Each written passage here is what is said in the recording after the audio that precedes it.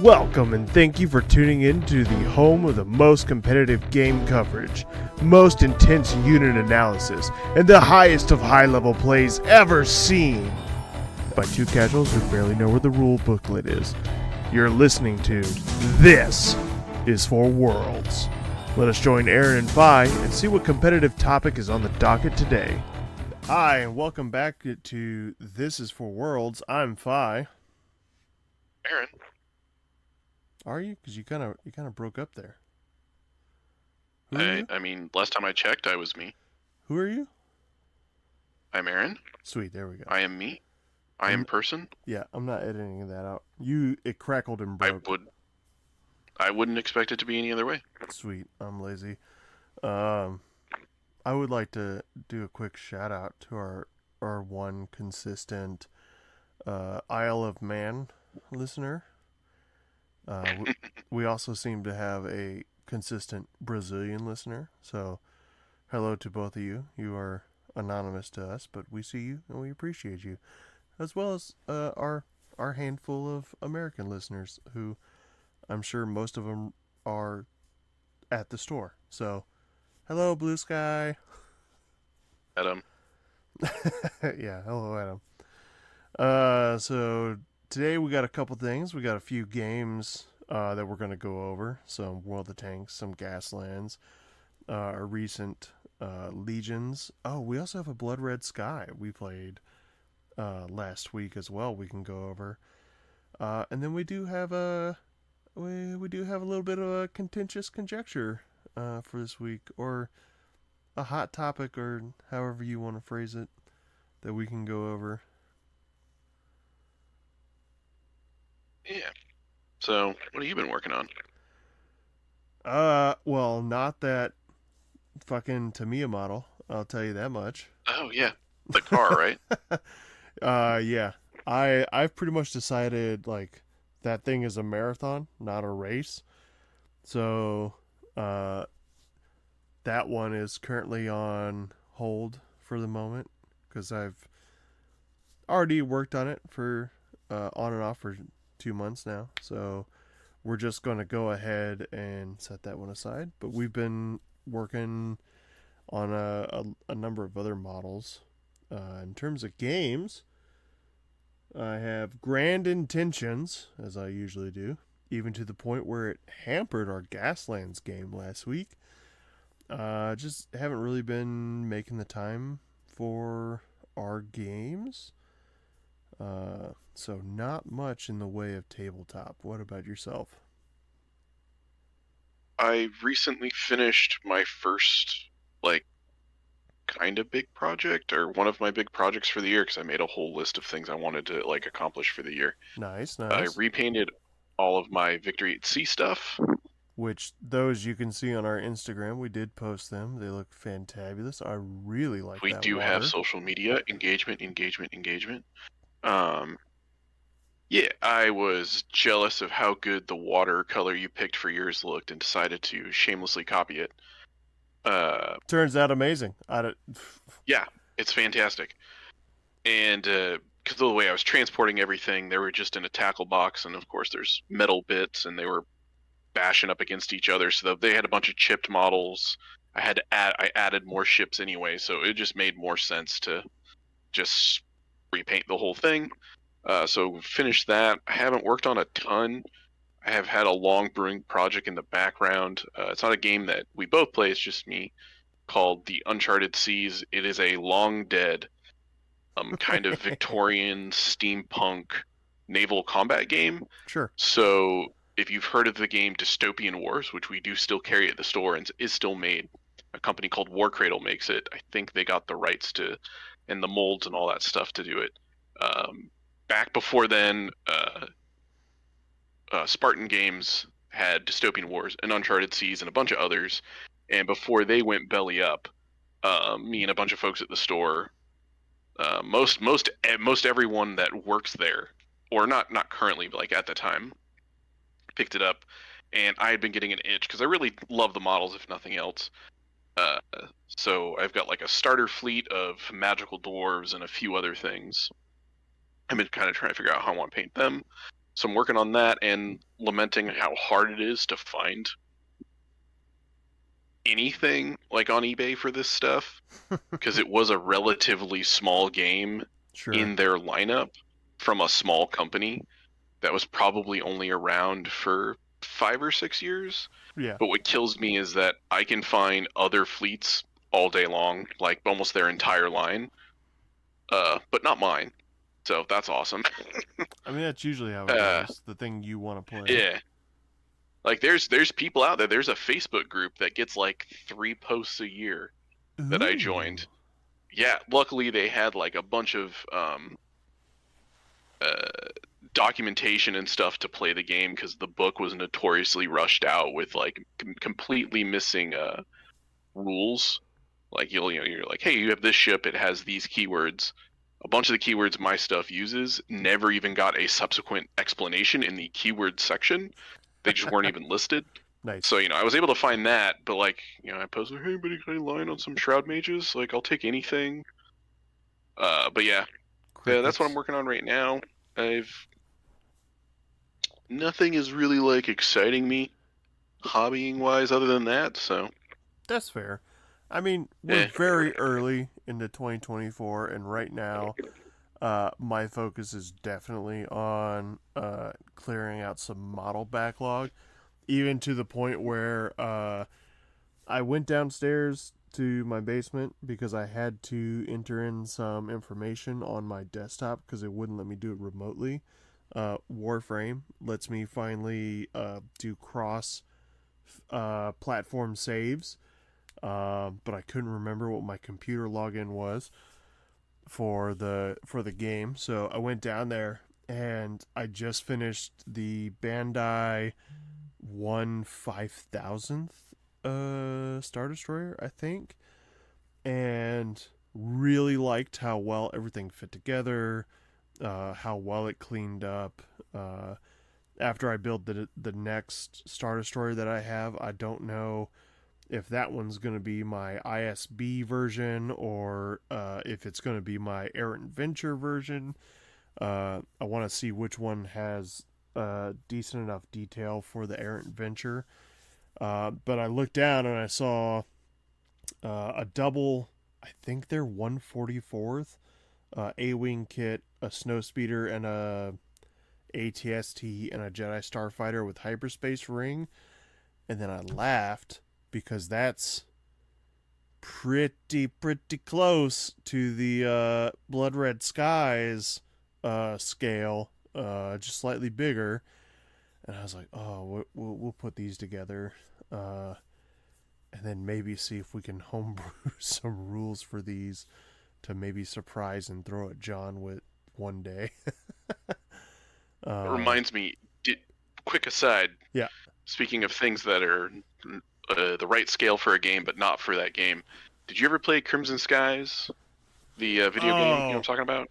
Uh, if it's the game I'm thinking of, I downloaded it, but I think the servers went offline by the time that I found it, so I Okay, well couldn't.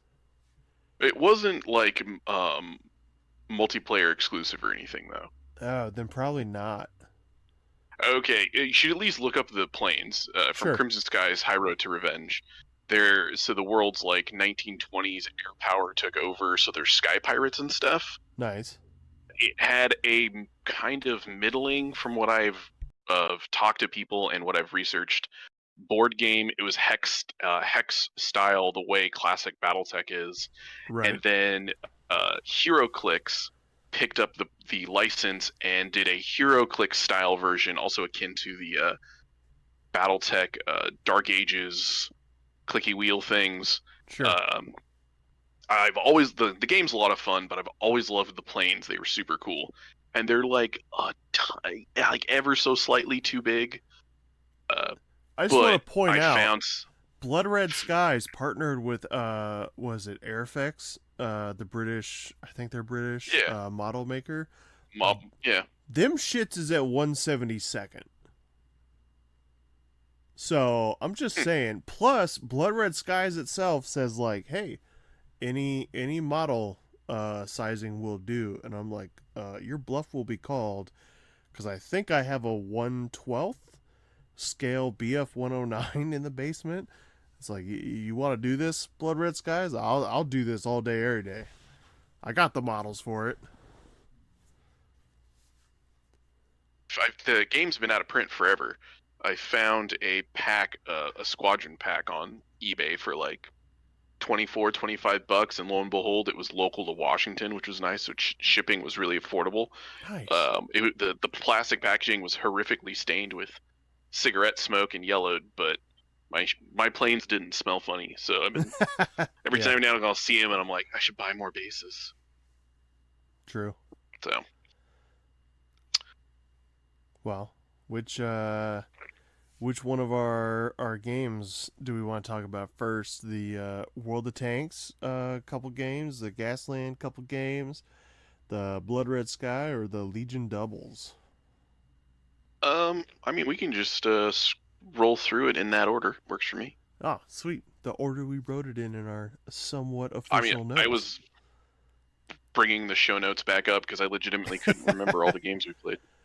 Yeah. I So, mean, we're trying to get back onto a regular recording schedule now, so it's 2 weeks of gaming, and my work schedule didn't screw me over too much, so we were able to get a lot more in the past 2 weeks than we have over the holidays. So first we can do World of Tanks, which I gotta say was a lot of fun getting back into it. It's one we hadn't touched in a while, but it definitely reminded you that, like, oh yeah, I really like this game, and they're quick. Because I think we got like yeah, two games in under like an hour and a half. it was incredibly refreshing. Like just as a tabletop game Yep. goes. Yep. Just simple, easy to play, quick to play. There isn't a ton of ambiguity. It's crunchy enough to be engaging. The models I think they look great, especially for how much you pay. True. They're maybe 13 to 16 bucks per tank, which as figures go, that's really kind of not that bad. Not nowadays. No. Uh, but I mean, there certainly is a little, like I think we've talked about in the past, the disparity that like World War II era tanks just really, for the most part, cannot compete with the Cold War era tanks that are coming out. Uh, so it's not so much that they can't compete, because like I it goes back to more that the way World of Tanks as a video game works is we have everything set up as tiers, and a good way that you can kind of look at it or compare it to is the way like War Thunder does it. You can have like some of the high end um, end of war stuff that was come out or prototyped into Cold War, and coming just out of that. That a lot of that stuff is super comparable because you're maybe not everything gets fitted with proper thermals, or not everything has APFDS in terms of like shells and stuff. Uh, it's just the issue with this game is because it basically boils all of that down to what, four numbers, five if you count the health bar. In Right, terms yeah, because of uh, firepower, move, survivability, and uh, initiative. yeah. So like Yeah, you take all these factors and you boil them down in here. So of course that's going to give you better stats all around than you know like a bog standard M4 Sherman. So like that's my only concern, and I don't know. We'll kind of see, because I think War Thunder's popularity in terms of them adding everything up to like pretty much what's in the field now in major armies around the world. World of Tanks is kind of butting up against that because there's only so many tanks in the world that you can add from that time period. Even if you're going paper, like you're either going to end up making up stuff or coming up with any number of skins and 3D models to try and like incentivize that money before you cross over into Cold War. Um, so we're seeing a bit of that bleed in where they're trying to simplify a lot of these rules into the tanks. Um, and I'm still waiting for the newest wave because I definitely want. I think I want everything in that wave, including the Russians, um, where they're just getting super oppressive and super strong. And if you're not bringing something comparable, then it's really hard to bring it down.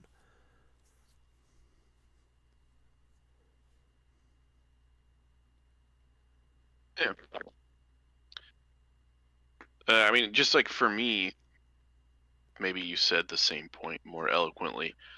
Um, like it felt like it was hard to scale those simple four numbers in such a way that I don't know. It's the whole thing we were talking about where like if you're just consistently rolling high amounts of defense dice, um, like and I'm only throwing four at a time with a Sherman, for example, like it's gonna be hard to whittle away. But I mean, I still have fun. But Yeah. or we could have what happened in our game where you know I throw a random pot shot and nuke the first thing I come across. Yeah. So I mean, it's a good lead into our first game. Uh, so I took a list that was literally what do I have at the store that's painted, which was a T-34, a M4 Sherman, and a Panzer IV, and a Hummel. Um, so obviously, the upgrade that lets me use line of sight from another ally tank for the Hummel. I gave the PZ4 the ability to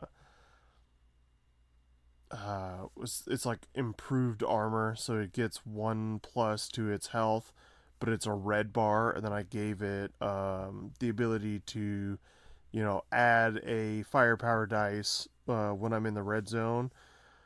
And then I took minimal upgrades on the other two because they were kind of just supposed to be like flanking and then whittle away while the PZ4 sat out in the open with the Hummel.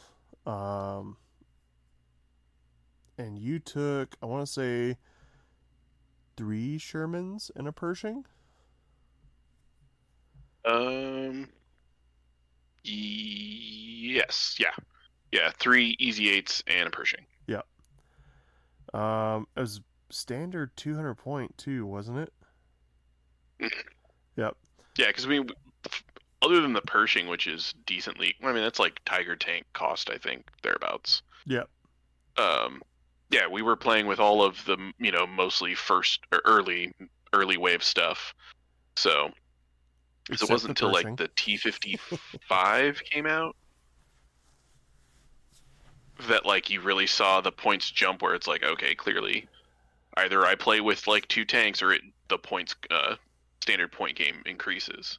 Yeah, because I think that was the T-55 and the Yag Tiger, and maybe the Centurion, and the Super Pershing wave that came out, and it was like, hey, do we want to see what happens when you take these at 400? Because I think we played a 200 point before that where I took just a Yag Tiger, which if I remember right is a 109 point standard, and at that level it's not too oppressive because you're not really filling out the rest of the list, so you can't hit the upgrades for uh, dice fixing, which, in my opinion, is disgusting. Uh, Disgustingly good, because that's definitely how I won my second game against you. Um, so that's kind of why we had that concern of I see they were raising the point limit for actual events because that's going to incentivize taking more of these bigger tanks with actual upgrades instead of really feeling the pinch of do I take the really big base stat line, or do I take something a little bit smaller and round it out and give myself consistency? So yeah, but it was a little bit disgusting how I think I blanked out and you happened to sneeze in the direction of that PZ4 and it just died instantly in the first round. And I had I was for saying, I'm pretty sure I got lucky and you got like all your crits were like one was a lucky strike and then all the other ones you pulled because I got multiple were all damage or were damage crits, not just like effects. yep. So he was gone in the first shot, which left my other three. Um, and we put up a solid fight on the flank. I think I took maybe two of the easy eights with me before just succumbing to the loss. I think that one was just more of an unoppressive, no real standout kind of game. It was just a war of attrition, and your Pershing had more health and consistent firepower, even though I was stationary for most of my shots to try and do as much damage. I just couldn't claw my way back from that first one. If I remember right, the second one was a little bit more like back and forth, a little less swingy. Yeah, it was less swingy until like the very end, and I just drove the last nail in pretty hard. But it just goes to show about my earlier remark of the dice fixing being just unrelentingly good. Uh, because I finally remembered how the game worked. So hiding the Hummel behind the PZ4 while the PZ4 just act as a mobile shield to kind of watch uh, and using the hill to prevent your ability to shoot it, and then allowing the other two of mine to just kind of like go out and punch pretty hard um, and do what they can, but letting them stay stationary, getting the free rerolls, and then getting the a couple of the upgrades I have, letting me flip hits to crits, just one per per one of those upgrades. It just added up over the end of the longevity of the game or time period, or I'm not sure the best way to say that. But it really did just add up because it would be usually a consistent one more than you had to block. So normally you would like get X amount of blocks, but then there would just be that one more crit, and you were taking a card, which really helped me out. And then finally at the end of the game, I think your Pershing was like, "Nope, I'm done. I don't want to do this no more." As the Hummel, like, I think it was like 7 crits. And we were just like, there it is. Well, not native. I got to like the second roll gave me more, and then I flipped the last one, and the Pershing was just like, yeah, I'm done. I did not want to save any apparently.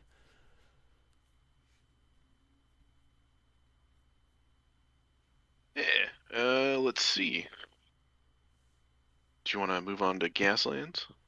Oh, sure. I didn't know if you had anything else you wanted to talk about either of No, those two games or World of not Tanks really. in If only general. because I'm like struggling to remember much beyond that. That one, I think that was the farthest back game we played. Yeah, it So was like Tuesday about 2 weeks ago. So yeah, that's why I wrote down yeah, notes to Gas. try and help you.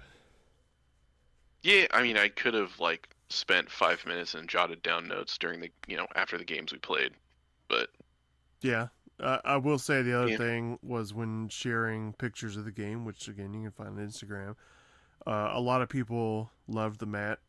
We also did not play on a standard 3x3. We played on a 6x3 because uh, essentially range doesn't matter in terms of shooting.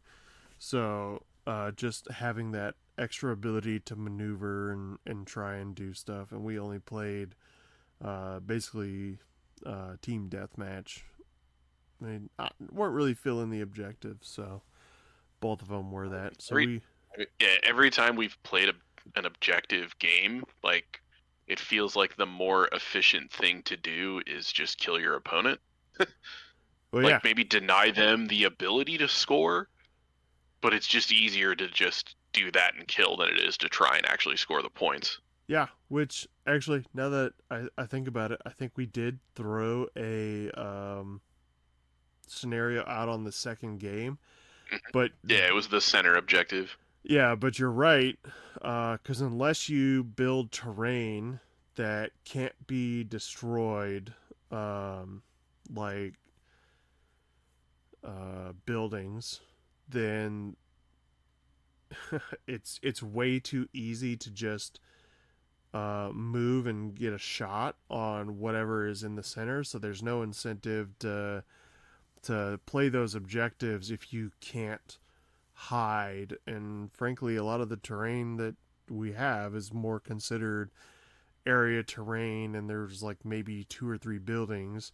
But if you just hide all those buildings, or you use all those buildings to hide the center objective, then the rest of the map is kind of like, well, nobody's getting cover, and you're just shooting. Period. So, I've seen some people with like more full city style pieces, but not a lot of. It's not often, is what I'm gonna say. So, yeah, if that's it, we can move on to Gaslands, because this was another one of those. I'm gonna play what I have in the store. Oh, I only have one vehicle in the store. I'm gonna make a one vehicle list, which historically for me has always been too good, and I turn out to be a huge problem. That sounds about accurate. Look, that was not the intent. The intent purely was I only have one vehicle at the store right now that is actually, somewhat painted and has all the bits and bobs to make it look good, which you can also see on the Instagram. Um, and so I just made a Order of the Inferno list with a 360 flamethrower and a couple of upgrades that I realized later didn't necessarily work the way I was hoping it did, because I forgot. I just saw the name and was like, "Oh yeah, that's what that does," and forgot to read the text for it until we were mid game, which that seems to be how I roll on a lot of things, given our, you know, that and Victory at Sea and fucking Blood Red Sky, which we'll get to. I mean, a lot of games, it's bound to happen. Yeah, but it's not that I forget. I make ass-umptions about the rules instead of looking at the said rules. So it just makes me look at like a fucking idiot who doesn't know how to play the game at all. Um, yeah, yeah. So I think the order went, if I remember correctly, for this one too. I know we both went 1-1, but I think it was again you won the first round and then I won the second round.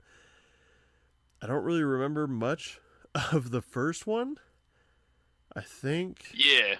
I I mean, I think was playing Barbenheimer. Barbenheimer Yeah. still. Yeah, so the whole point is to cross gate 1 and have Barbenheimer nuke something off the board, uh, And when you only have one which I thing, did. it's Yeah, yeah. pretty easy. I do distinctly remember, though, game 2, I thumpered with my other car, and which basically, like, I've done it before a bunch of times, I'm just so excited to be able to do it. I don't think about like, oh yeah, well, if they set up their position correctly, that's just a free medium if they fail. Sure, it's 2 points of damage, but like I think that's lost me 2 games to Andrew. So if I remember correctly, that's how the second one went. Yeah. It also didn't help that I pulled the classic Washington state driver maneuver where the first time I just tried to drive straight through and try to get to the first gate as possible, which I almost did because I had hot start and I rolled a 3, which was great because that was my max gear and I was just cruising along. Except that meant you also got there at about the same time and just unleashed everything. But the second one, I pulled that Washington State maneuver and it just crossed over in front of both of your vehicles, got in the very front because you had lined them up one after the other, and I got to go first. So I moved him over, parked him there, and then was like, yeah, you're just going to keep bumping into me until I cross first and I can just flamer everything. And then I don't think dice rolls helped you with that one because I feel like me puttering along in 3, I was out way farther than I should have been. Uh, you did get to murder me right before the gate, but the final gate. But I just got to respawn and come back to get it because I think you were having a hard time getting to 3 with the way the layout was. So Yes, yeah, I would say yeah, that's another one I'm like racking my brain on. This is super engaging content, I'm sure. Uh, it's most vividly I remember the Legion stuff we played in Blood Red Skies.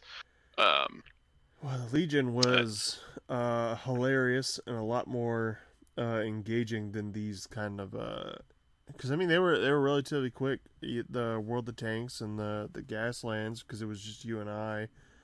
Uh, yeah, like I remember our World of Tank and our Gaslands somewhat well, but they're beer and pretzel games. We sit down, we have a good time unless there was something like, oh crazy, we tried out this new rule where we've got ramps, or we tried out this crazy homebrew musical theory list structure that we think is just insane and a bunch of meme in terms of the some of the bands like the emo rock band stuff. So I get it. Not all of these, unless they're super fresh in your mind, are going to be, uh, a lot of content. But if you don't have anything else you want to say about those, we can definitely move on to our Legions double event. for sure. I will let you intro that one since that is your baby for the month of Yeah, February. yeah. So Fi and I have probably talked about it in the past, but like running Legion tournaments for the store and thinking about the year, we first off, of course, we have the blue ribbon. What the hell do we call that? The Blue Like you, Ribbon Blue Sky bounties. League. Yeah. So our bounties for doing fun and interesting things in the games, outside of just trying to play the best list and be the sweatiest player possible and win every game. We've also in the past run charity events, pretty much just November, December. The December one is 1,600 points. You can do donations, which buy you in-game perks like calling in airstrikes. using ridiculous numbers of tokens, quoting the movie and having something cool happen, stuff like that. And we wanted to make sure that we did a few more interesting things throughout the year, as opposed to it being 10 months of sweaty and then 2 months of just taking it easy. So February was doubles because Valentine's Day, Oh. obviously. I feel like the leap there wasn't too much to think of.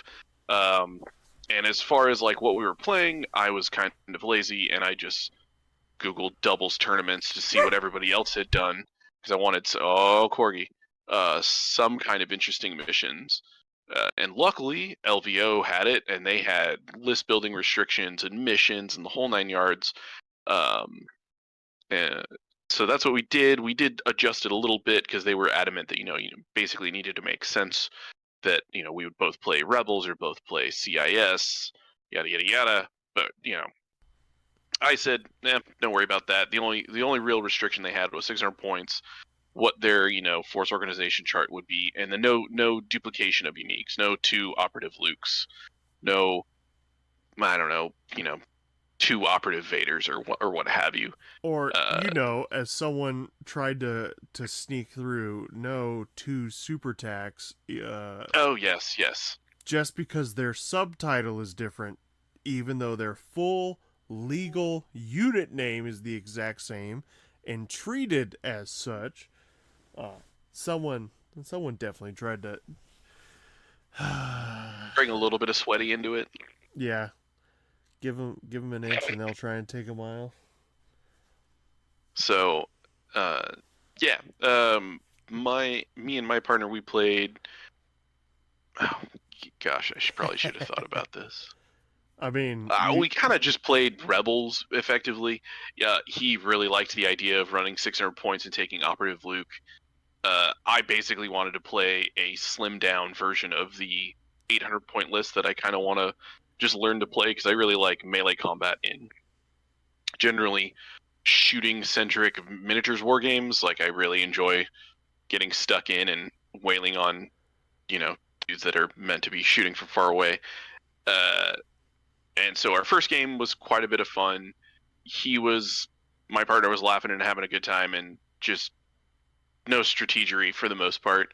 Although we said that, and then like after a while we're like, if you go there, do that. Like, why wouldn't you? It's so logical.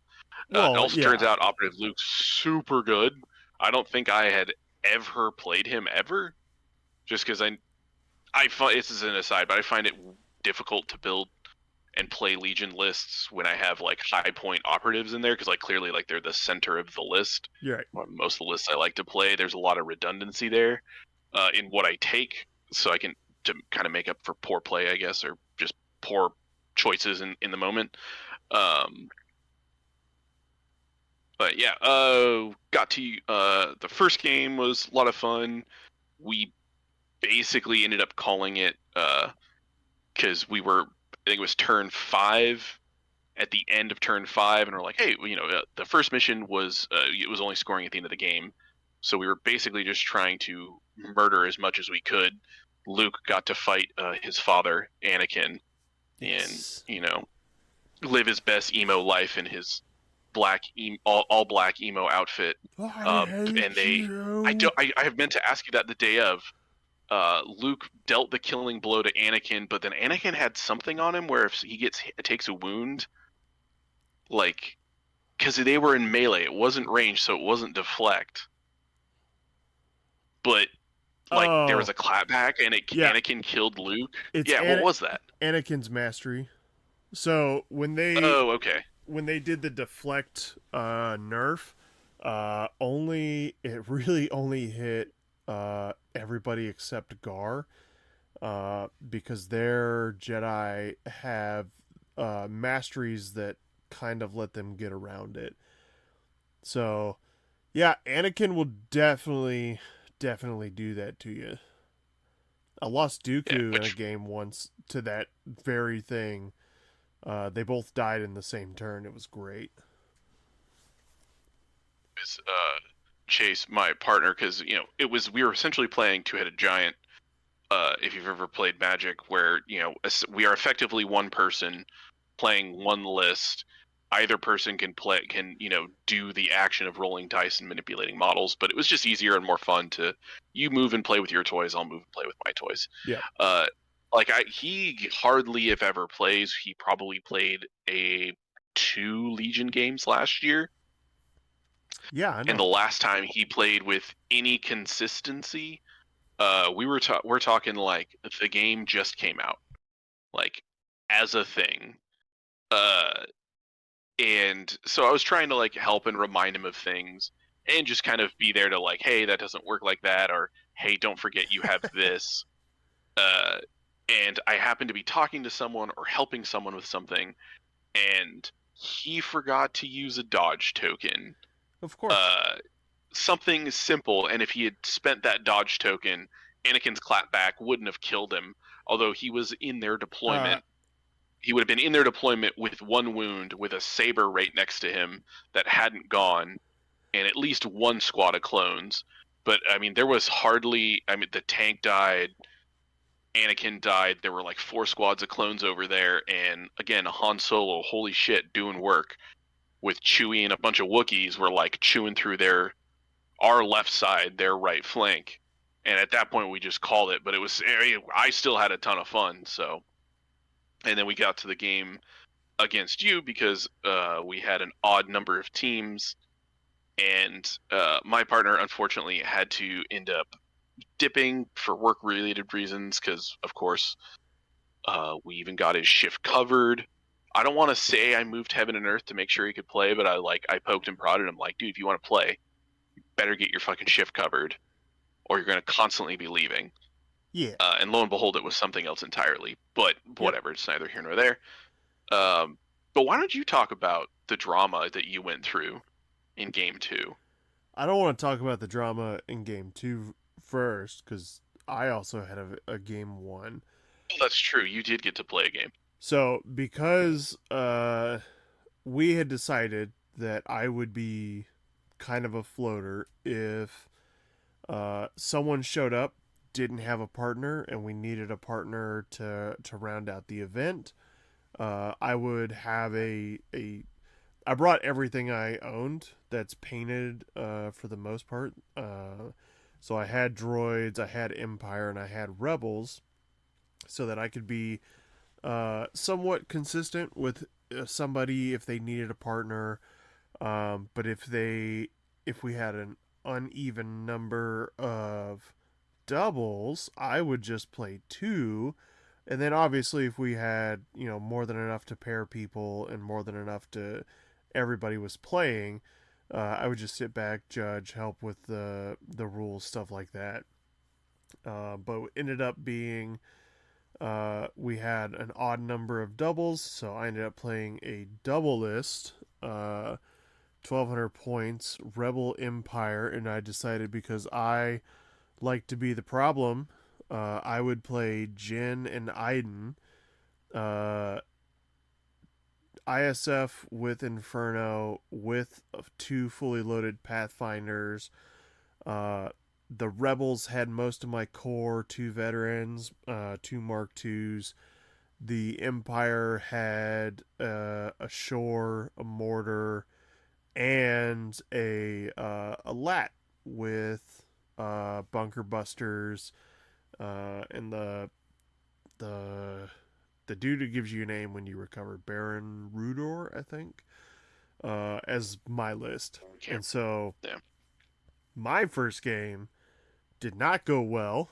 I have never played against Dark Troopers before, so I knew I was in for it. And we essentially decided when we set the map up, we were going to play a 1,200 point skirmish game because we did not utilize the second half of the table. We lined everything up on a 3x3 and just started shooting. Just started blowing everything to bits. I told them I took the moral victory, even though they definitely crushed in terms of victory points and kill points. I was like, I killed both your Dark Troopers. I killed your Death Trooper squad. I one shot a full stormtrooper squad with the LAT, and I killed Moff Gideon. I don't care that you walked away with Callus, like two shore squads and two mortar squads. I was like, I don't care. I basically killed all your like really gross, disgusting stuff, and I feel good about it. Um, it was just literally line up, roll dice, roll dice, roll dice, for however long. I think what 3 hours is what we did the game for. Yeah, three and a half. That was LVO's. Yeah, Their part of their rule set was 3.5 hour rounds. yeah. So we were constantly rolling dice, for just 3.5 hours. We finished the game before the time limit was up, but we were both just sitting there super shocked about like the massacre that just happened. Um, I knew going into it, I was like, I did not bring enough impact or critical to deal with this. So we're gonna do the best we can. And he just marched the. It was a father son duo, and they just marched their dark troopers into me, and I was just like, I don't have enough guns for this, and uh, I don't think I think the lat, a mortar, and one shore trooper dude were the only things left on the board on my side. It was bloody. Um, so I was super excited to sit down, across from you guys when I found out, the pairings had put us together, because I sat down and was like, all right, I don't care what the objective is. I'm just here to kill. I'm just here to kill. And we lined Yeah, I up. don't. Do not even remember what the objective was supposed to be. No, because I knew white save rebels on Imperial tax strike with decent Pathfinder dice was gonna hurt you real bad. So I was like, I know I can do a lot of damage, in the first round, so we're gonna do it. Uh, all I remember is if you had infiltrate, you were given, cash dodge, which half of my list had infiltrate natively, and I decided to covert ops, Iden, so she had infiltrate. So everybody got two dodges, off the bat, which was fantastic. And then if you didn't have infiltrate, you were given infiltrate. So I know Chase decided he wanted to bring the fight to me real quick. So he literally put a unit out, just outside of the, my deployment zone. And I was like, oh, we're doing this, huh? And he was like, oh yeah, we're doing this. I was like, we're bringing Wookiees and Op Luke. And I was like, I'm bringing Tax Strike. So I don't. I don't think he had any idea what that means. I was So hoping I was hoping you would, so you could be like, hey, stop putting stuff, yeah, range like three. I knew like it banked a bunch of aims and stuff, and I knew it was a thing to worry about, but I'd never played against it. Also, I was like, dude, you probably a bad choice, even if you don't have tax strike, to just like put this like the bulk of our force. He was playing Leia as his leader, who's really good support, hand out dodges, inspire, all that shit. Uh, maybe we should put them there. The other than Luke, you're playing a gunline army for your half, and we're all rebels with 5 or 6 plus saves. Effect on a D6 is uh, surging whites 5 plus. Uh, Wookiees are a 1 and 6. Like, what are you doing, man? So Yeah, uh, he's really an Empire player. So I was very shocked that you guys played dual, Rebel. But I was here for it in our game. because he put out the first unit very close to my deployment zone, and I was like, sweet. And I infiltrated closer to my board edge just so I could like keep you in a main area. And then he did not learn the lesson that I taught you in our last game that we covered on the podcast, which was don't put random units out by themselves on an edge with no support.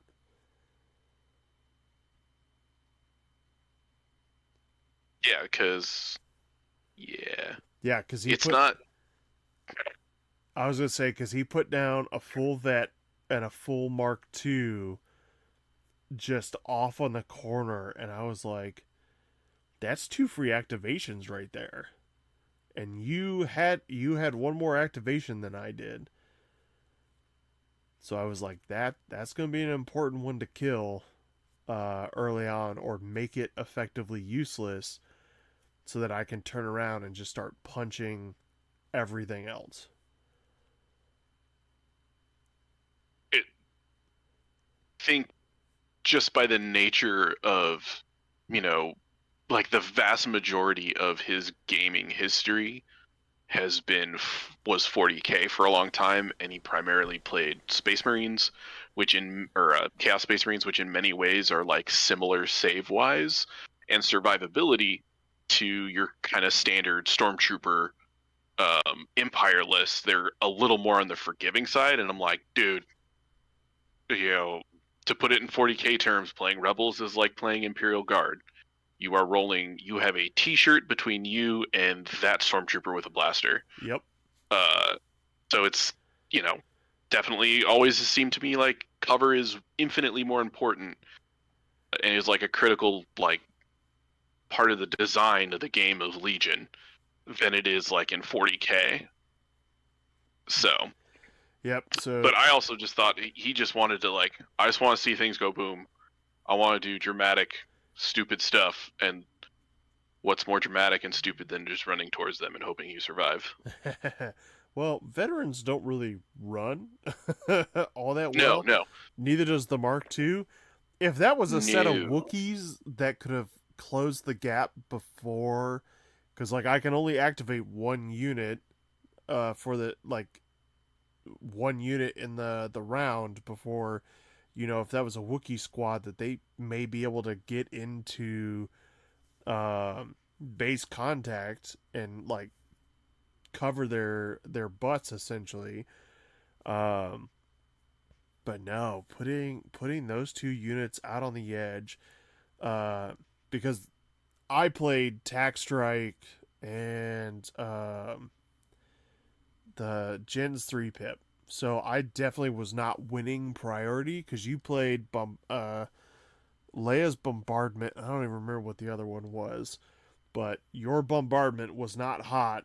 It didn't really, I never feel like it is, quite honestly.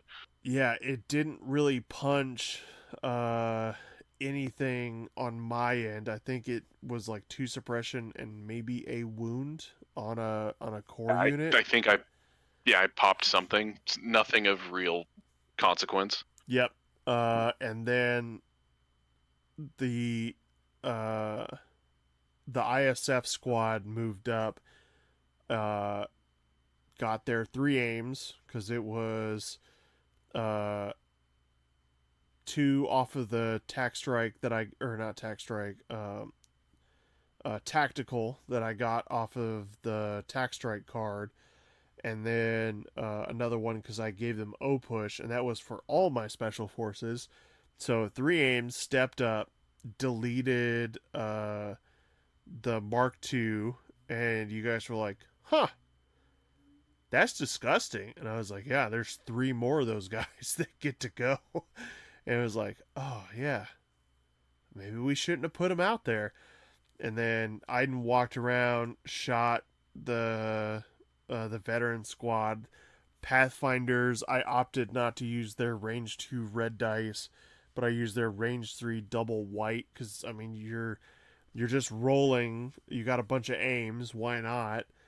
Um, why not try and kill more? And sure enough, by the end of the tax strike, you were down 2 activations. The other veteran was like super wounded, and a Wookiee unit had a couple. There's like 2 wounds or something on it, you guys are just kind of like, uh, we, this is not the end of the world. We're only technically 1 activation down, and you kind of blew your load to do that. But then Chase got called away, um, and I saw what was coming as you positioned Luke to run up and murder uh, Jin. However, what I did not see coming was Chewbacca's card with that. Um, that made me, instead of playing offensively as I was hoping, forced me to run with Jin on her free action off of her 1 pip instead of taking a pot shot, which I think ultimately that's um,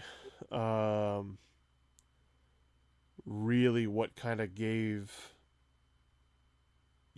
I think that was the start of the troubles for the rest of the game for you, because I didn't give you a way to bury either of them into my lines on turn 2.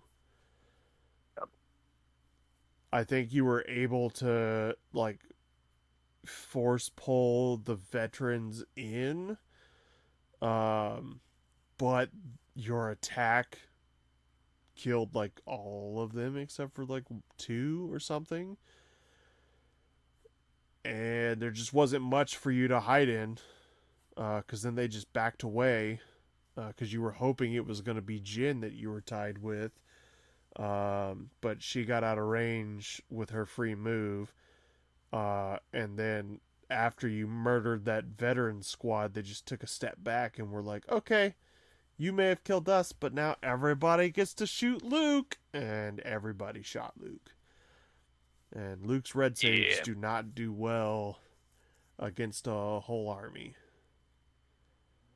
Especially if he doesn't have a dodge token. Yeah. Regular red die is only 50-50. It's only a 4+ save. Yep. So, So he didn't die turn 2. He was just severely wounded and did not know where he was going to go after that, because I think I had been you had been guardianing with Chewbacca, so I was like, I will just keep putting most of the fire into Chewbacca, because he was like already getting down there, and I didn't want him also in the lines. So looking at who had less health overall, uh, so he was a huge target, because I don't think Han made it past round 3. Chewbacca didn't make it past round 3. I don't think Luke made it past too far of round 2. Leia was just hanging out in the back, being like, "Ah, should have taken a little bit more cover back here, and waited for everybody to come up an extra step, because I didn't have to move my core at all. You guys came to me, um, and it was brutal. I don't remember what you guys killed. I only remember that one bastard. The end of the game. to be fair, it was like I felt like it was like, sure, I had one model left, but I certainly gave you more than a bloody nose. Like, I killed uh the lat. I killed Oh Jin, yeah, I it did believe. die. Yeah, I Yeah. wiped out a bunch of squads. I think it was mostly Imperials left, if I remember right. No. dude, all of the, I mean, you may have killed the veterans and the Mark Twos. Yeah, you did I kill the think so. veterans and the Yeah. Mark Twos, but the Yeah. Pathfinders were still alive. That's right. Yeah. Because your Wookiees they went into the ISF, but the ISF roll red dice, so they were doing a lot better in melee because they were the first things you could get to. So you ran into them, you would punch, and then I would just withdraw them so that the other special forces could shoot. Because after that, the special forces crossed over the center of the map and were really the rest of my firepower because you had killed the main core units that I had. Um, the the dude on the mortar lived. I think you may have also gotten the shore trooper squad, but everybody, I did. Yeah. Because I yeah, remember I wanted to murder the shit out of the mortar since it was being a little cheeky. yeah, because he kept being the last wound on all of your models. Like you would be like, all right, this guy's got 1 health left, and I'd be like, you know, it'd be really funny right now is if the mortar just popped a single crit and killed him, and that happened like 3 or 4 times where I would just look at you and be like, you know, it'd be really funny right now, and then because I'm pretty sure he killed Han, he definitely killed. Was it a fleet or was it Rebel troopers? That first squad that was hanging out with like 8 suppression on it. You remember which one I'm talking about? Kinda. He was the first squad to move up in the round, and the veterans were like, "Oh, that's a mistake, buddy." Okay. Yeah. Yeah. Yeah. Yeah, it. Yeah, and then the mortar finished him off. The mortar finished off Han. I think the mortar got one of the Wookiee squads. He was just doing it some work, but you couldn't get to him because the shore trooper squad was in front of him. So I think you killed the shore trooper squad, and the mortar was like hanging out at the end of the game. But that left like all my special forces, the bulk of my points, just slowly taking steps and shooting everything that was in the way. And then there was Leia. Ah, that bitch. White dice Who? should not be that good. I know we have No, a they couple shouldn't. players. I know we have a couple players that say my white defense dice are disgustingly good. They are that good. And I get it now.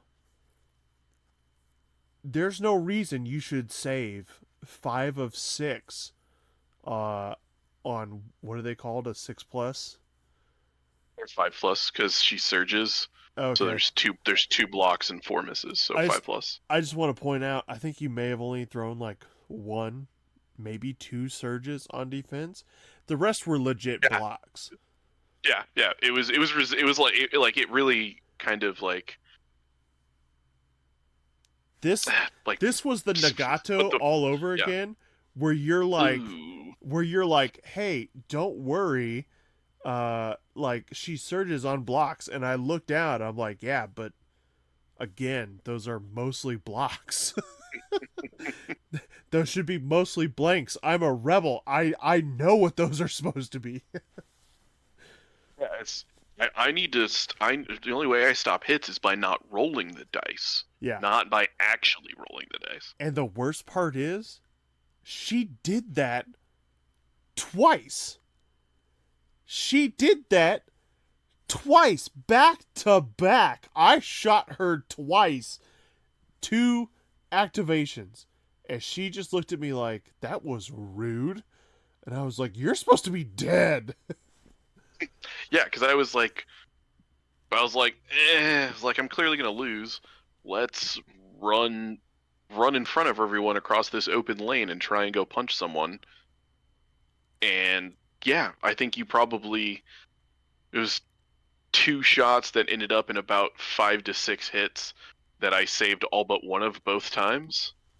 Yeah, it was. I was just staring at it like I threw a lot of dice. Why are you not dead? And then we come to find out that if Leia hadn't have saved all of those, like if she had just died in the first shot, I could have probably tabled you because I would have Yeah. had one extra shot to shoot with. Because you only had the one guy, the one Yep. mini left.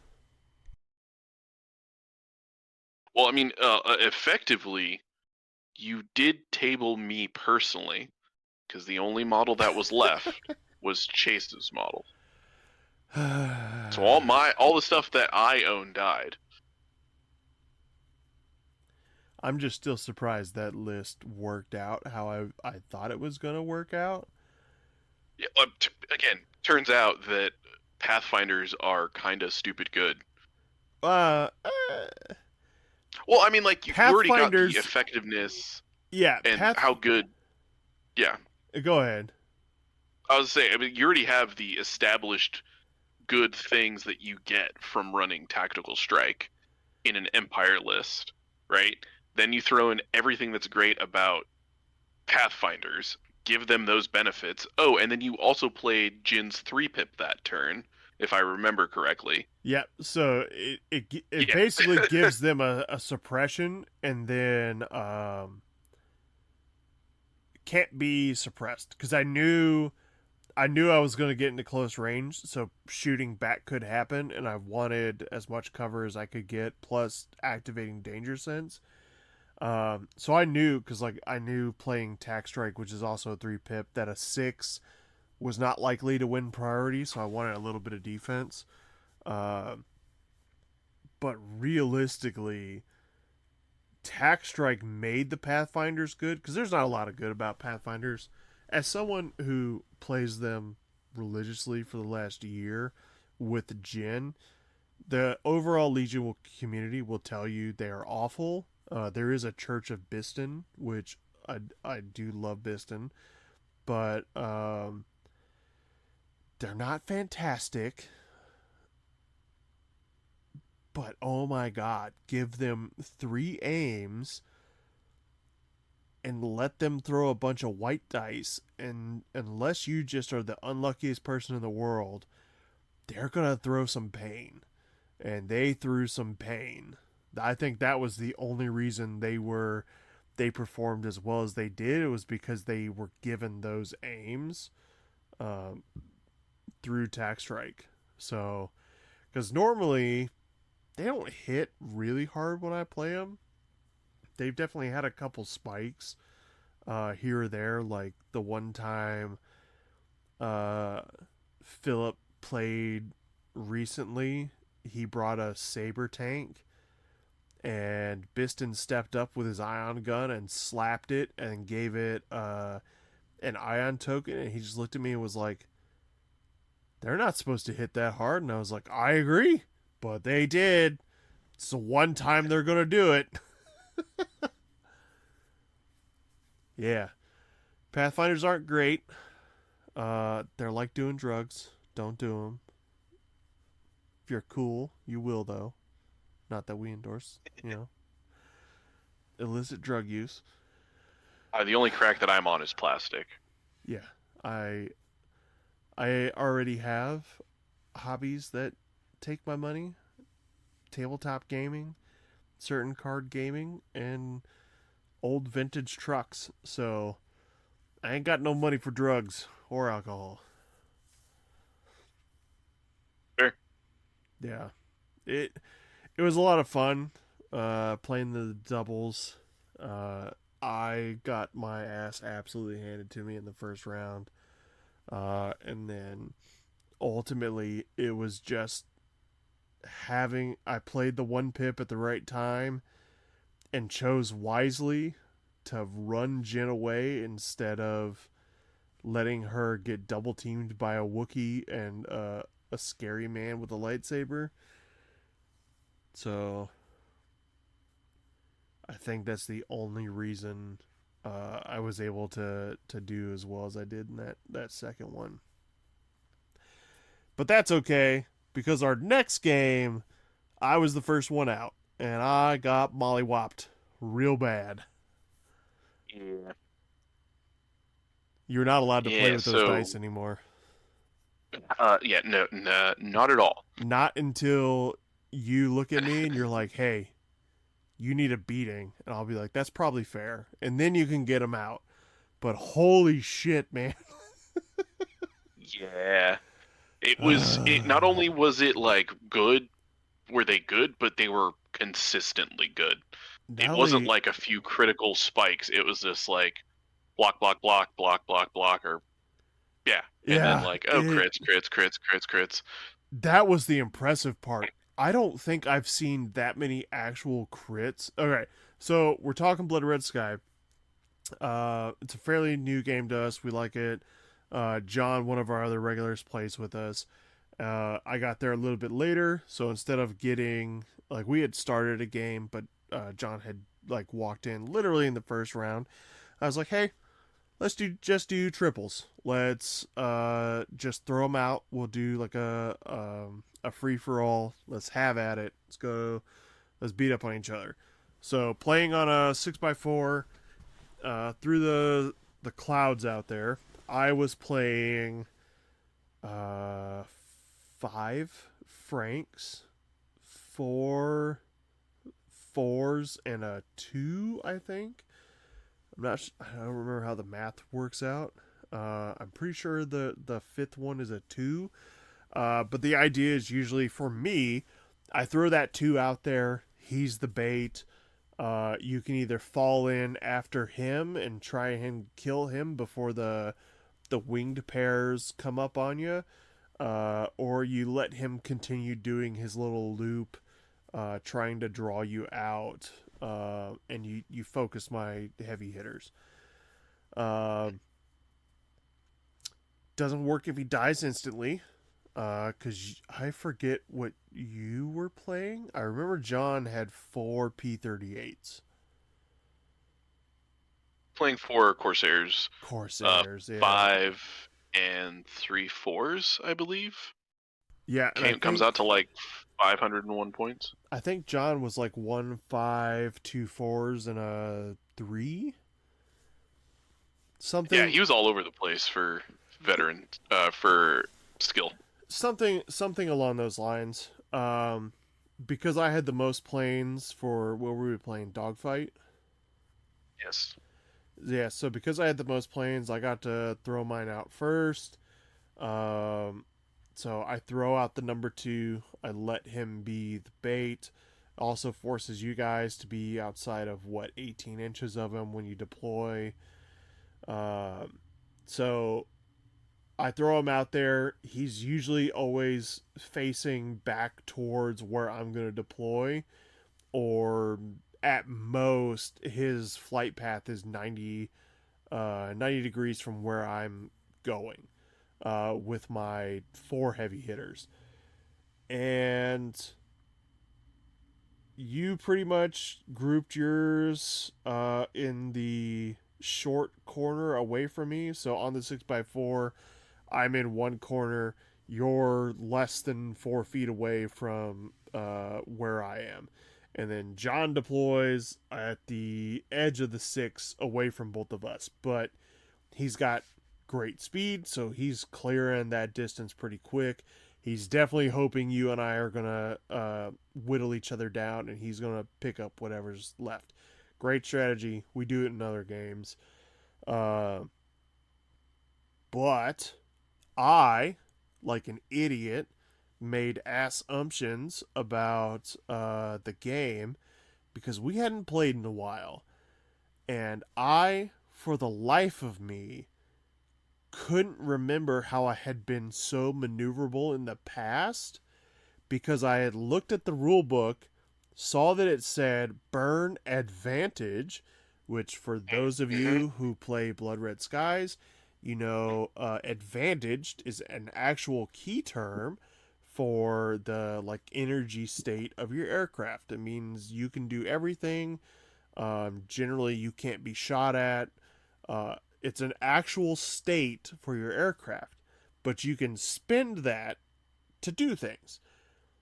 However, you don't have to be advantaged to do these things. When it says burn that advantage, that just means go one step lower. So you can't do them if you're disadvantaged.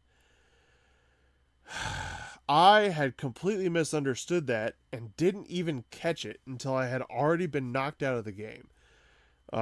So for me, I'm puttering around, only doing 45-degree maneuvers because I don't think that I can do the maneuver ability because my stuff didn't get I didn't get a lot of advantage initially on this one. I think I got 3 advantaged, 2 or no, it that was the first game. This one was like 2 Yeah, advantaged, 2 neutral, 1 disadvantaged.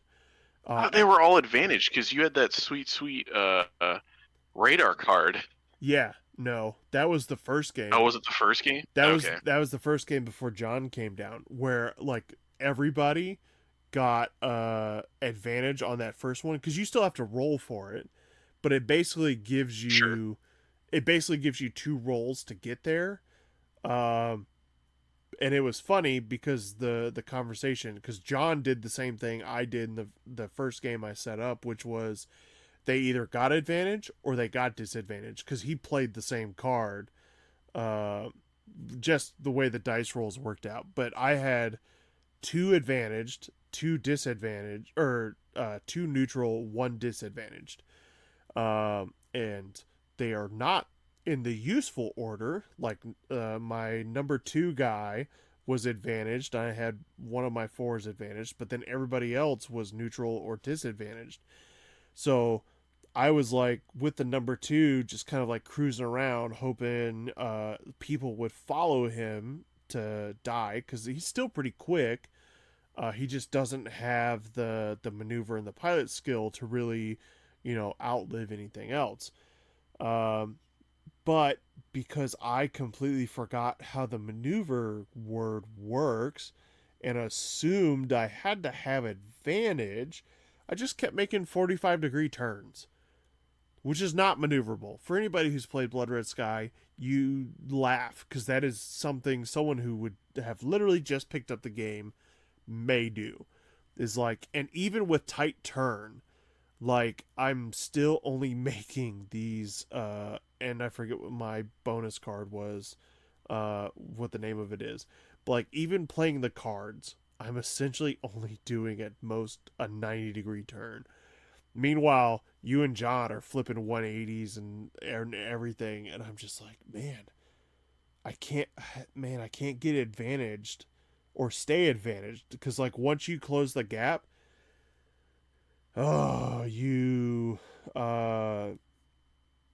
outmaneuver. Is that the ability? I'm blanking on it right now. The one that allows you to either force a test. Yeah, the one Yeah, where you can yeah, drop yeah. an opponent's advantage level. Yeah, Yep, yeah, outmaneuver. yep. So you were outmaneuvering me uh, every chance you got because you and I started pretty close. We closed the gap. We were dogfighting pretty hard. Um, I was able to get you into 2 head-to-heads, but everything else because I was just stuck doing 45s because I couldn't in my head because I wasn't advantaged. I couldn't do maneuver to like try and do all the fun fancy hacks and stuff. Uh, I couldn't do anything, and the 2 head-to-heads I blanked both my shots against you and never got to shoot anything again. And I was just so frustrated with myself. I was like, man, I am totally missing something here. How was I so maneuverable in the past? Meanwhile, you're like, oh, here's 3 hits, so that's a crit. You roll run less defense dice. And I think you did actually end up uh, actually getting a kill on. I think it was the kill that gave me my last boom chick. So you gave me 2, and then I Yeah. fleed. So then I'm sitting there watching you and John go at it, and then I see John uh, do a maneuver where he goes from neutral to disadvantage, does more than a 45 degree, and I'm like, wait a minute, you can't do that. And then both of you look at me like, the fuck are you talking about? Yeah, we can. It's right here in the rules. Oh, it's on the cheat sheet right in front Yeah, of you. it's literally its own box on the cheat sheet, and like you hand it to me, and I looked at the little thing, and it's like, using advantage just means going from advantage to neutral to disadvantaged, and I was like, son of a bitch, like full on, just felt like a utter dumbass. I was like, I'm an idiot. I'm fucking dumb, man. Holy shit. All right, I'm just gonna watch you guys play this out because it's still really cool. I would say, did you dip before we finished? No. I think you did. No, No? nope. Because Oh. I helped you get the last kill on John. Because I was like, I'm pretty sure I won, but I couldn't remember. No, I just remember because it was mostly you and I at first. Because I was lazy and I basically did the same deployment I did the time before. Yeah. So then John was just like fucked off to the other, like 6 feet away from us. Yeah. Almost quite literally. And we told him like, hey man, you only have to deploy outside 18 of an enemy. And he goes, okay, and then literally takes all 4 of his aircraft down to the other end of the table, and we're like, all right, I guess we'll see you in 8 rounds, John. Yeah. I mean, he was fast, but I think I was faster than him. Or I broke 100%. we were both 9s, but I broke the tie for because he the raw speed. Yeah, because he and I were 8s, and I was faster than his 38s. But he also, I didn't have any aces. You and John had aces, so he broke that on me. But you were the fastest. I was second. Well, I guess we had are 5s aces? Because I thought aces specifically were the named character or the named people. No, they're aces. I'm just being pedantic at this point. Yeah, but we didn't take named people. To clarify, sure. I just took because I honestly don't. Maybe I'm playing them wrong. They don't seem worth it. I think it depends on their cards. I think the one that, yeah, their point cost is ridiculous. We've already covered that in a previous podcast. Go back and listen on how utterly insane it is that you pay that much in points, and you still have to pay for the aircraft that they go in. That is bonkers. Like, aircraft and pilots cost that much. That was insane. So, yeah. Anyways, you and I went at it. And then John came in later. That's to you. And I mean it didn't go well for you from the start, it seemed, because I remember you made that the first engagement of the game, you made that head-on pass, and like you mentioned, you whiffed. And since it was a head-on, I got a free shot in your turn. Yeah. And dropped your advantage level, and gave you a boom chit, and it was just like, ugh. Yeah, it was for no return on that investment, mind you. Yeah. You got nothing out of that. That was all upside for me. And that wasn't my 2 pilot. That was a Ford pilot. I was throwing a healthy amount of dice, even with your robust. It just, I whiffed twice, and those were 2 times that I really needed, and it did not go well. But I mean, you were about to say that before we went on the side tangent of aces, that after you had dealt with me, you literally had no boom chits. No, I maybe got 1 for the whole game. Yeah, from John, because the only boom chit I would have given you, you negated with one of the cards that you played. And then I whiffed the only 2 shots that I took on you, because then I finally 45'd back around into another head-on and tried to get the shot off, but once again, whiffed out. And then you just put me back in my place with another crit, and I was like, sweet. Well, I have one left, and I was able to dance around John so that he couldn't. If he was taking shots at me, he was at least throwing against my speed, not maneuver. Um, yeah, it just did not go Yeah, I well. remember at first, like I was having the epiphany that took until you looked at us and was like, "What the hell are you doing?" Yeah, Like I was having that moment where I was like, I feel like I'm forgetting something because like Immelman turns are a thing, and there's all these cool, flashy, and not just flashy, I guess, but like effective maneuvers right. pilots would use to kind of turn things around. And because the game is a lot more, I think it's not just about taking shots. Like the keyword says, it's about outmaneuvering your opponents Yeah, and setting up those critical like flashpoints where big things happen. And I was like, oh fuck yeah, I can do that thing. And it's it's a game that at first I was like, all right, this is fun. It's like it's not like amazing, like, but I enjoy it for what it is. I like World War II airplanes. I like miniatures games. I'll play it. That's fine. But the more I play this game, like it's becoming infinitely more engaging. Like it seems really, really simple, but like there's a depth there that I wasn't expecting just looking at the rules. And mind you, all we've played is dogfight that's fair. effectively. I think you and John played that one where you dash across the table mission or something like that. Yeah, and he made it across the table without any issue. Like that was a weird game mode, and I don't know. Maybe we played it wrong, but um, because of the way killing an aircraft works, it's really hard to keep that plane from making it across. I guess. That one's been a long time, so I don't remember. I just Yeah. remember being like, "This isn't as fun as just shooting." So yeah, Something I realized though, by the way, and I'm sure it was obvious, but it took me a while. You could conceivably win that game without ever actually having shot something down. I'm struggling You know what I mean? how you do that if you can't give boom Because chits. you can just accrue boom chits, How? and if somebody, well, you just get a boom chit for dropping them at advantage level, right? No. Otherwise, Is it only? only when you shoot. Otherwise, when you outmaneuver someone, they would get a boom chit every time. I'm saying like if you shoot, you don't deal a killing blow, Oh yeah yeah and you yeah. drop them at advantage level, and they manage to survive I see what you're and go saying now. back up.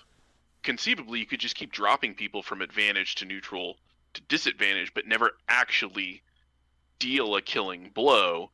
And we could both have all our aircraft on the table, and Yeah there could be a loser. yeah because they say that the boom chits are not representative of necessarily damage, but more of the overall status for the squadron, i.e., out of ammo, the psyche's breaking down because you're flying through flak and there's 109s everywhere and this and that.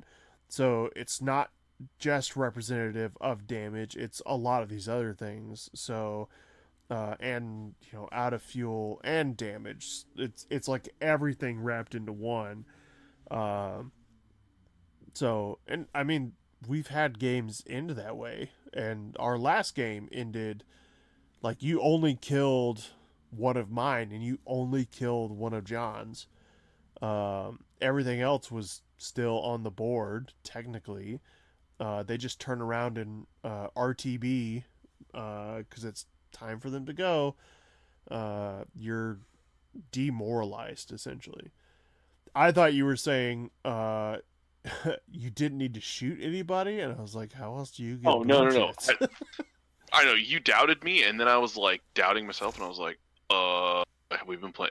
Am I misunderstanding how this game works? No, no, you're saying actually remove a model.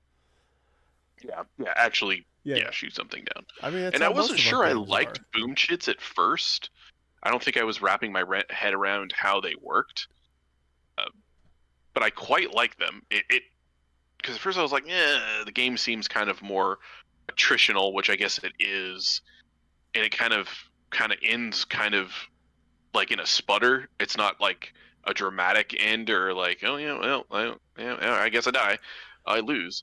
But it's like this ticking clock that's like kind of stressful in a fun way potentially, where you're like fighting against the odds and time, which makes sense, right? These guys had limited fuel, limited ammunition. Like famously, most fighters had like like 6-7 seconds I of don't know, man. continuous of fire or something like that. So, but It felt it's a lot of super. fun. It felt super dramatic to me, even though I was not playing the game. I was maybe playing like 70% of the game accurately in our last one, just because it felt to me like every time I took a boom chit and I just was in a quicksand where I was like, we're fighting uphill.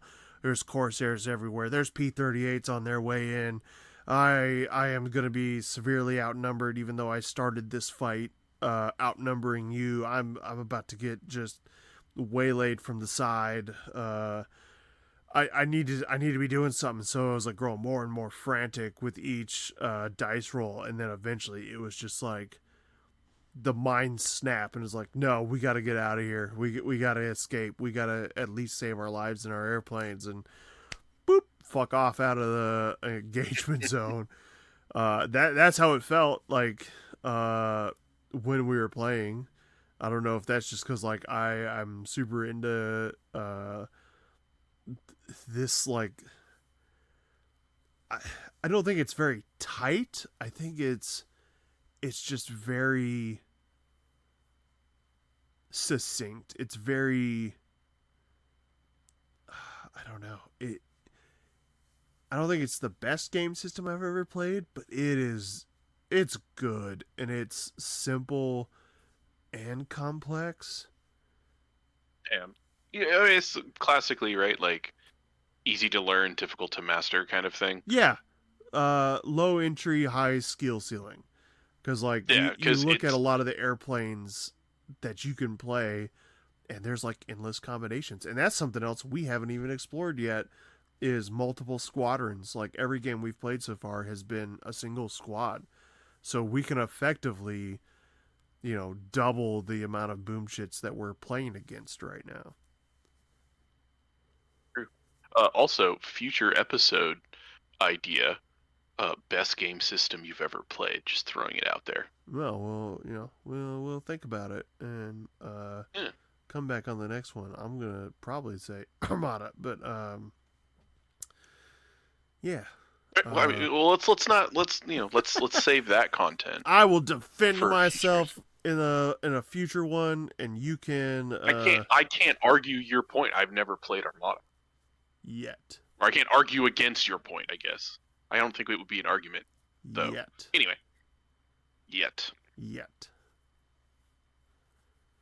Anyways, I mean that's pretty much all for the games that we've played in the last 2 weeks. Do we want to get into this little bit, or do we want to save it for next episode since we're about an hour and a half in? Uh, I think I think we can save it. I don't think the contentious conjecture that we got on lined up is like, We'll make it a double for next week. What's the best game yeah, system and we'll be extra salty next episode. Oh, I'll be extra salty. I can bring a lot of salt. Yeah, Legion does that to you. No, it doesn't. Well, Oh, okay. fair. Not playing the game. Let's put it that way. Yeah. But before we finish up, what about some future competitive markets? What are you looking forward to? Do we want to talk about it? Because I am obsessed. Uh, I mean, I was gonna ask if our miniature war game related podcast was gonna expand to other tabletop endeavors, but it sounds like it might. So why don't you go ahead? I mean, I don't know if we're going to necessarily cover it. Star Wars Unlimited is coming out. Aaron and I are both huge fucking Star Wars nerds. Um, I played the original Star Wars CCG from Decipher way back. Um, have loved those kind of card games for a while. A lot of the ones that have come out since, and even the generic when Decipher lost the rights to making Star Wars games. Even the generic that followed that up, I just really wasn't even into it, even though it was a very similar rule set. But oh my god, Star Wars Unlimited is pretty fucking close to the original Decipher game without the really annoying things like you go to an event, you have to have 2 decks in order to play in the event, and you may not even get to play. You will definitely play one more than another more often than you would just through the way the tournament structure works out. Which is why I had a bad taste after the one Origins that I played at. Um, it is so good. I've already pre-ordered a case. I will buy plenty from Blue Sky. I want to be a judge for the store. We had our initial hang-ups about some of the art. I'll be honest, it's not good. A case, I think it's still a legitimate criticism. it is. I mean, you're like one of the things that people were drawn to Magic early on is the glorious and fantastic art, and at least the CCG just for Star Wars took screen captures, so can't really complain too much about that. Uh, but they've gone with a bunch of different artists, which I don't necessarily hate. I mean, there's a lot of fantastic fan artists, a lot of different animated series, a lot of different comic books. But then they are inspired by some of the worst of Star Wars in terms of like Christmas special Han leader. Yeah. But the showcase for Han, it's fucking good, and I was quite impressed. Hopefully that won't cost an arm and a leg. Although I'm hoping to not get sucked into buying packs of that game and just buying singles to play. But we'll see what happens. I already played 2 other card games that are currently in print. Yeah, I'm down. I occasionally buy Pokemon for me and my wife. She's essentially a 151 originalist. So that's generally all we kind of do, and we just kind of play at home. So that's all that I really buy in terms of card games. I play 2 and I buy a 3rd. I forgot about Lorcana. Sure. Because I thought that was going to be the game that would get my wife into playing like actual TCGs, but she doesn't really vibe. She's more board gamey in that sense. She doesn't want to like sit down and figure out how to build a deck that doesn't appeal to her, which is fine. Yeah. Different strokes for different folks. But she thoroughly enjoys like a cardboard cracked addict that is in every one of us. Loves cracking packs. And thoroughly enjoys just collecting. So we're like 6 cards away from a complete set 1 and 2 of Nice. Lorcana, which is probably in the ballpark of like 500 cards. And like I had never been that kind of person with card games. Like I thoroughly enjoyed collecting and like maybe pimping out the decks that I enjoy playing, but I was never necessarily about collecting complete sets. Ugh. Star Wars one, even with the bad art, in addition to Han, the base Windu's card I think is pretty bad. What? I don't think the Mace Windu one's that bad. Really? His face is so derpy. Not. Is there only one Mace Windu card? I'm wondering if there's 2 now. If I'm thinking of something. I mean, there's a unit Mace Windu. I don't know if there's something else. I didn't think he was that. I'll have to go look later. But this, I cannot afford even with an employee discount to add another card game in that regard.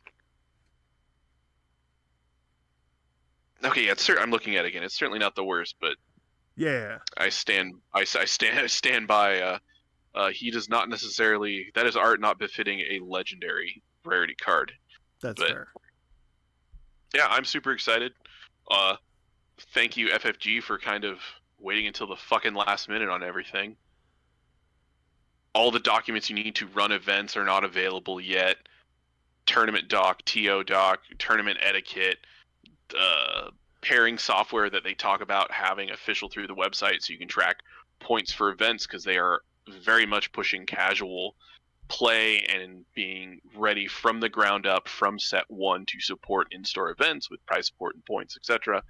None of that's online yet, and I'd like to advertise it and get it in front of people, but it kind of Yeah, sucks if I can do that and go, hey, keep an eye out, and I'll let you know again. We can actually sign up and reserve your spot because within like 20 minutes of me posting a Facebook post about it on the store's Facebook page, we already had a guy messaging the store wanting to sign up and prepay to secure his spot. yeah. Nope, I know, Yeah. I know. Uh, All the I price points seem really good too. You know, people shit on Magic all the time, myself included, for being ridiculously overpriced and card game go burr. 30, I think it's $30 for a pre-release kit that gets you a bunch of cool stuff, potentially a Magic Fat Pack. They're like $5 a pack. Seems really reasonable, like 90-ish bucks MSRP for a box. yeah, So I'm in. I and my problem is the reason I buy cases is if people can't tell, as we've talked about, the number of armies I have for Team Yankee, the tanks that I have for World of Tanks, everything that I have for Legion, everything I have for Armada. I like to play whatever I want to play whenever I feel like playing it. Um, so I need to have the stuff to do that. So even though I have a lot of decks that I'm playtesting online, um, you never know. You could turn around one day and be like, I know I don't normally care about the Inquisitors or Force Wielders, but I really feel like playing them now. Or, oh man, I haven't been interested in Boba Fett or Bounty Hunters, in this game yet, and I really want to build a Scum deck kind of thing. I just have that weird mentality where like I want to have all the things in the collection so I can play whatever I want whenever I want. Which is why I find the games that fill the niche of whatever old video game I used to play, except for Star Wars. That Unlimited is taking over for the hole that CCG left when it died. I'm fucking in, man. I'm so in. I cannot wait. It may push our foray into Gamma Wolves out a little bit longer, but I'm fine with that. That game will fair be there. enough. Who knows how long Unlimited will I'm just last. I'm just super excited for Gambles because I just want to build and paint robots. Fuck Like yeah. We'll get there, yeah, folks, I even more than promise. playing, I'm excited for the hobby half of stuff. But Dude, yeah, I I want a mean, real life Armored Core, man. great. Yeah, yeah. Cool. Well, anything else you want to say to the fine people in the United States and Isle of Man and Brazil? I got nothing. You suck. Well, I appreciate all of you, and we will see you next time. All right, bye. Bye.